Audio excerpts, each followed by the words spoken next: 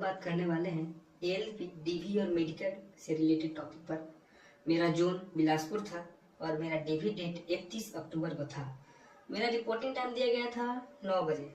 ठीक है, अगर आप लेट से भी जाएंगे तो आपको रीजन दीजिएगा तो आपको एंट्री मिल जाएगा, बट आप कोशिश कीजिए कि पहले वहाँ पहुँच पाए, क्योंकि अधिकतर बच्चे पहले पहुँच गए थे। मेरे में 60 बच्चे में से 9 बच्चे अब्सेंट था।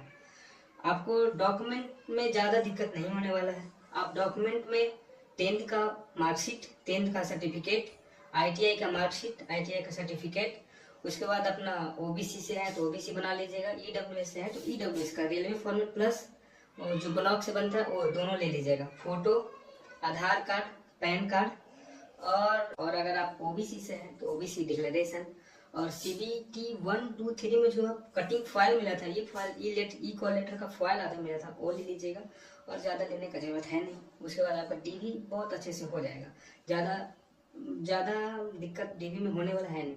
उसके बाद फिर हम लोग का शनिवार और रविवार को डीवी नहीं, मतलब मेडिकल नहीं होने के कारण मेरा डेट मिला था मंडे को। मेरा 3 नवंबर को मेडिकल हुआ। मेडिकल में आप पूरा रिलैक्स रहिए। मेरा मेडिकल रायपुर में हुआ था, बट आप रिलैक्स रहिए, आपको कोई ज़्यादा दिक्कत होने वाला है नहीं। हम लोग मेडिकल एग्जामिनेशन देने के लिए 8 बजे पहुंच गए थे। 8 बजे पहुंचने के बाद हम लोग का आधा घंटा थोड़ा टाइम लिया। उसके बाद सबसे पहले रजिस्ट्रेशन हुआ, उसके बाद फॉर्म भरने के लिए बोला। फॉर्म जब आप भर लीजिएगा उसके बाद आपको डायरेक्ट भेज देगा ब्लड चेक के लिए, ब्लड और यूरिन।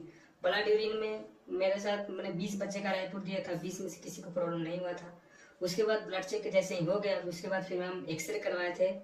एक्सरे के बाद ईसीजी करवाया।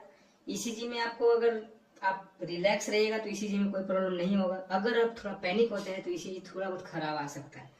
अगर ईसीजी आपका बहुत ज़्यादा खराब आ रहा है तो ज़्यादा से ज़्यादा आपको ईको करवा लिया जाएगा, बाकी और ईसीजी में कुछ नहीं करवाया जाएगा। ईसीजी हो जाने के बाद हम लोग को ले जाया गया विजन टेस्ट के लिए।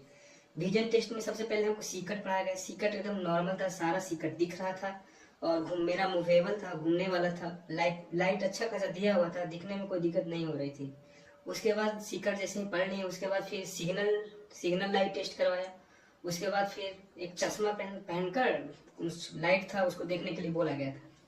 उसके बाद इतना हो गया। फिर एक नियर टेस्ट और एक कलर ब्लाइंडनेस से 2 चेक हुआ, 5 इतना ही हुआ। आई टेस्ट में भी एक 20 में से एक का 6/9 दिया था, बाकी 19 का कोई दिक्कत नहीं था। उसके बाद फिर ईसीजी में बोले, ईसीजी में मेरे बैच में 3 का दिक्कत दिया था, जिसमें 2 का इको हुआ, 1 का एबनॉर्मल था, फिर भी पास कर दिया था। उसके बाद फिर हम लोग का सारा कुछ हो गया। उसके बाद हम लोग को फंडस टेस्ट के लिए भेज दिया। फंडस टेस्ट में आपको आई ड्रॉप डाला जाएगा, जिसके बाद आपको धुंधला दिखाई देगा, क्लियर विजन फिर नहीं रहेगा।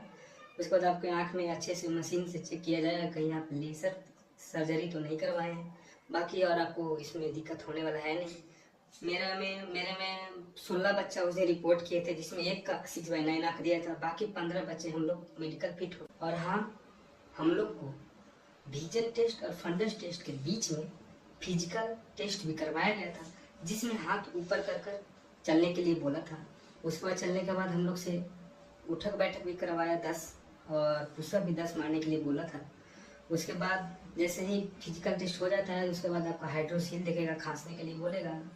और उसके बाद हम लोग में ईयर टेस्ट भी हुआ था, जिसमें आपको कुछ दूरी पे बोल देंगे कि जाकर उल्टा साइड से खड़ी हुई है और अब ठक ठक ठक ठक करते हैं, मतलब एक टेबल है उसी पे ठक ठक ठक ठक करते हैं, काउंट करने के लिए बोलते हैं। ऐसे हम लोग का ईयर टेस्ट भी हुआ था फंडस और आई टेस्ट के बीच में। बस इतना ही टेस्ट हुआ था, बाकी आप